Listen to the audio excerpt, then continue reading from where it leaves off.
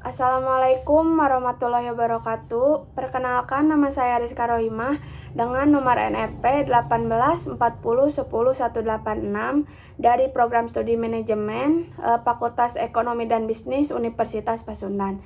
Di sini saya akan menjawab pertanyaan dari soal ujian akhir semester mata kuliah pengukuran kinerja sumber daya manusia. Sebelumnya saya akan membacakan terlebih dahulu soalnya, yaitu soal nomor 3. Jelaskan mengapa evaluasi atau pengukuran kinerja SDM penting dalam mengelola SDM di perusahaan. Menurut jawaban saya, pengaplikasian manajemen sumber daya manusia memiliki dampak yang cukup besar pada kemampuan perusahaan dalam mencapai tujuannya. Tanpa manajemen sumber daya manusia, bukan berarti tujuan perusahaan akan menjadi sia-sia atau sulit untuk dicapai. Alasan mengapa manajemen sumber daya manusia penting dimiliki oleh perusahaan atau organisasi, karena dalam kegiatan tersebut perusahaan dapat menciptakan keseimbangan internal perusahaan. Keseimbangan internal perusahaan tersebut sudah meliputi tujuan, sasaran, serta aktivitas dari dalam perusahaan tersebut.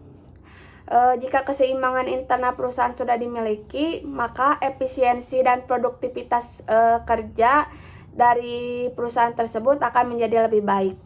Untuk itu, tidak sedikit perusahaan yang mencanangkan manajemen sumber daya manusia sejak pengrekrutan calon pekerja. Manajemen sumber daya manusia mampu membantu perusahaan memperbaiki kontribusi positif dari para tenaga kerja.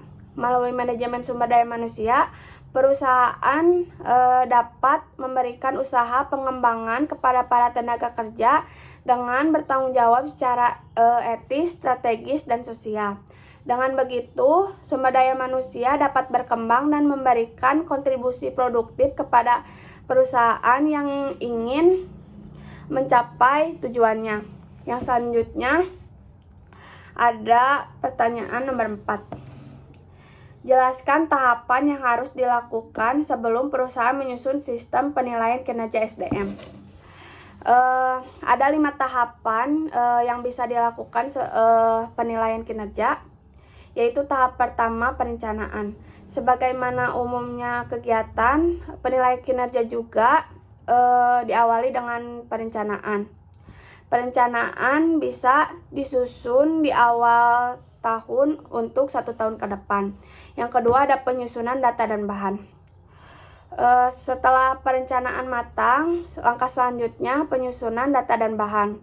Data-data terkait seperti laporan pekerja, catatan perusahaan, hingga data-data penunjang lain yang harus disiapkan.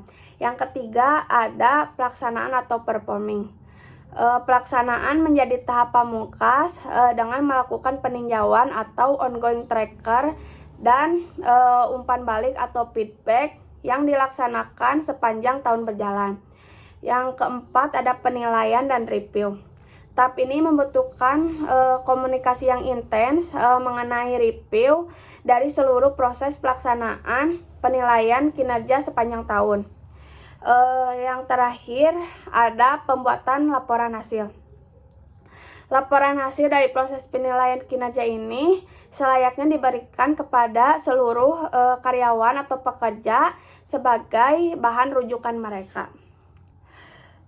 Sekian jawaban saya untuk mata kuliah pengukuran kinerja sumber daya manusia. Mohon maaf bila ada kekurangan. Wassalamualaikum warahmatullahi wabarakatuh.